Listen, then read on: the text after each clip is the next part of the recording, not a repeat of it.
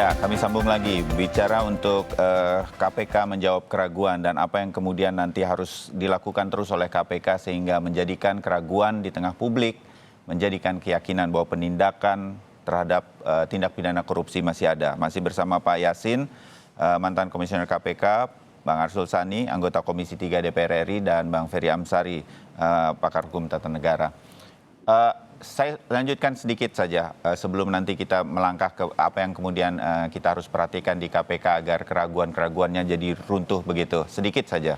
Kasus-kasus lama begitu ya, Bang Arsul, Pak Yasin, juga Bang Ferry. Mungkin ada pandangan sedikit dan mungkin pagi ini jadi semacam ada usulan bagi KPK, juga Komisi 3 dan semua pihak.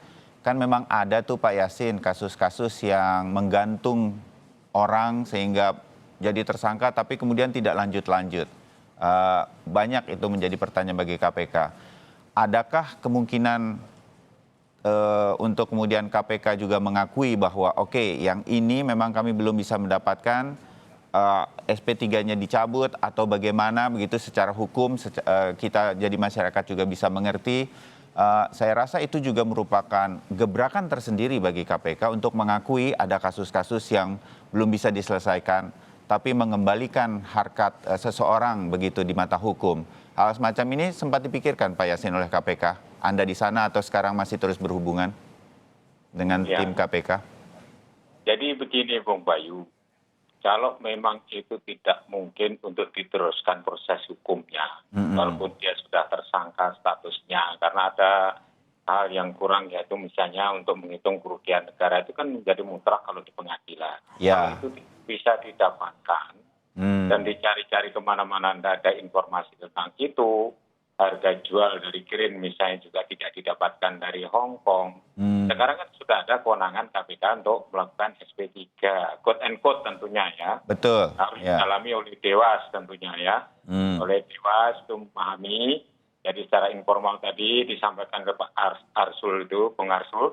Jadi ini ranahnya Dewas untuk menanyakan hal-hal yang itu. Kemudian yang kedua, nah masyarakat yang juga punya ekspektasi, yakni equality before the law, harus equal treatment.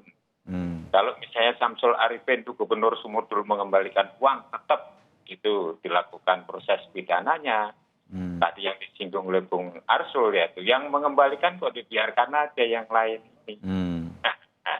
Padahal kan ini adalah uang mengalir kemana-mana. Kalau predicate crime-nya dari korupsi kan boleh itu melakukan proses pidana bagi orang yang menerima itu. Ya, artinya KPK harusnya juga tidak boleh takut dalam artian merasa harus malu kalau memang ada harus mengembalikan hal-hal hukum semacam itu. Bang Arsul, ini kalau seperti ini nih ada di pihak di KPK kan ada Dewan Pengawas seperti Pak Yasin bilang. Ini fungsi mereka sebetulnya, begitu? Ya, betul. Karena kan begini, kalau yang adanya salah satu kenapa kok diadakan Dewan Pengawas itu kan justru yang pertama ditaruh kalau kita baca di undang-undangnya itu 19/2019 itu adalah untuk mengawasi kinerja. Ya. Nah, hemat saya ini setelah setahun saya memahami lah. Ya, Dewas itu setahun pertama kan harus men-set up semua lah, mulai dari peraturan, kode etik. Nah, di tahun kedua ini Dewas ini melakukan semacam audit tentang outstanding case position yang ada di KPK, yaitu termasuk kenapa kok sudah berani menyebut nama bersama-sama sebagai sebuah penyertaan, tapi kok kemudian tidak ada tindak lanjut. Yang tadi disampaikan Pak Yasin, kenapa kok treatmentnya yang bisa berbeda, lanjut, yang ini kok enggak. Bahkan ada lagi yang paling ringan, ya. Ada orang yang namanya disebut-sebut di dalam persidangan berkali-kali nggak pernah dipanggil di KPK. Ya. Ada yang baru disebut di media sudah dipanggil bolak-balik, begitu ya. Walaupun kemudian nggak jelas. Mungkin juga karena lagi mau nyalon pilkada, gitu. Jadi bolak-balik sebagai bagian untuk mendowngrade elektabilitas. Nah, ini yang menurut saya ke depan tugas dari Dewan Pengawas itu juga Oke. untuk meletakkan ya Ya. kebijakan-kebijakan dasar seperti ini. Jadi Ya. kita masyarakat Apapun lah, bisa menunggu nih Dewan Pengawas tidak hanya kemudian diam-diam saja. Mengawasi. Dewan Pengawas KPK ini orang hebat-hebat semua. Betul. Kita tunggu gebrakannya kalau begitu. Ya. Bang Ferry, berkaitan dengan ini, Anda ingin komentar apa berkaitan dengan PR kasus-kasus KPK? Iya, sebenarnya kasus-kasus yang sudah dijalani di KPK itu ada beberapa yang sudah bisa ditindaklanjuti. Misalnya perkara Pak Erjelino itu kan KPK menang di pra-peradilan, artinya KPK sudah taat prosedur, sudah sesuai dengan ketentuan perundang-undangan.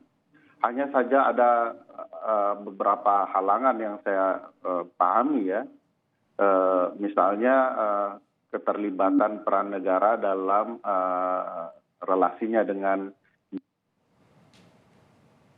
jadi itu malah kemudian tidak gagal ya dalam artian untuk mendatangkan alat bukti. Nah ini ada peran negara juga kalau aktif untuk kemudian bisa bekerja sama dengan negara-negara seperti Hong Kong untuk Halo Bang Ferry.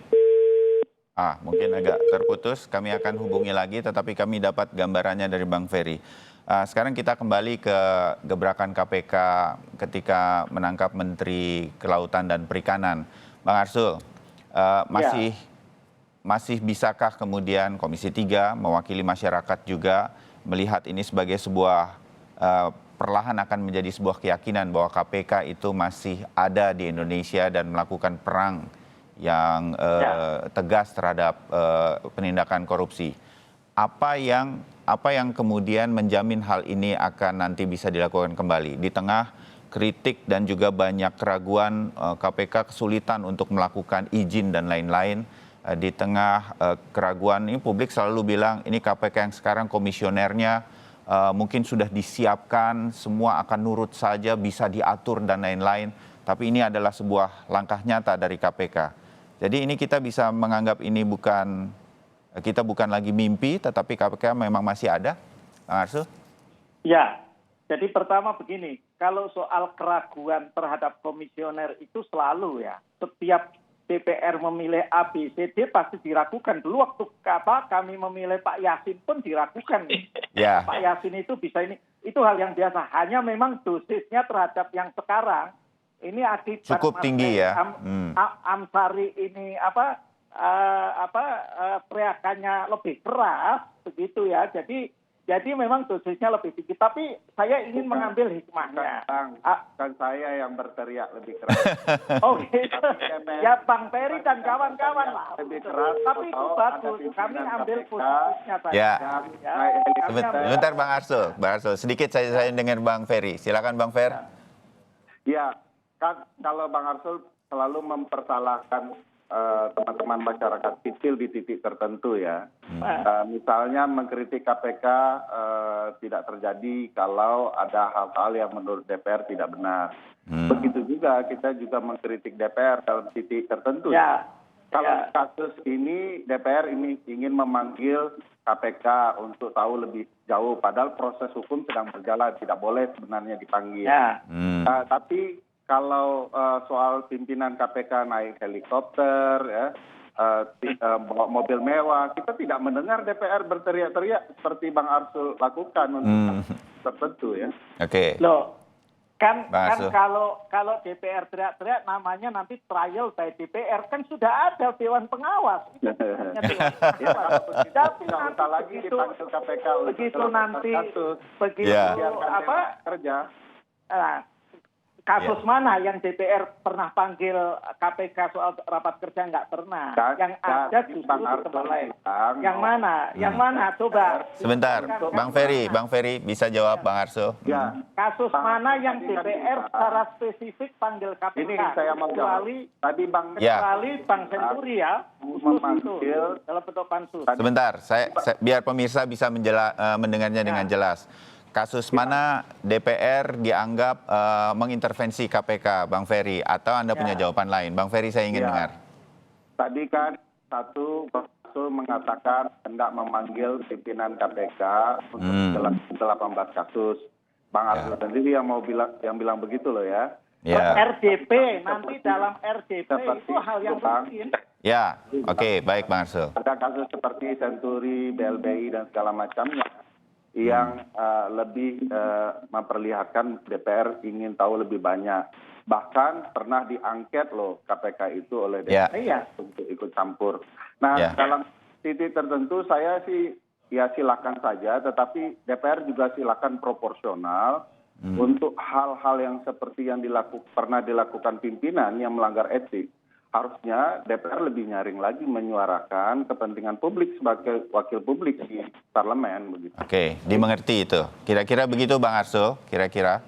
Iya. Ini sebenarnya semangatnya sama. Semangatnya terus mengawasi dengan cara yang masing-masing, tentu ada kehati-hatian dari masing-masing. Jadi semangatnya sama. KPK memang terus diawasi. Setuju Bang Arsul?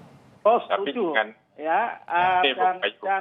kami juga terbantu dengan katakanlah pengawasan suara masyarakat sipil.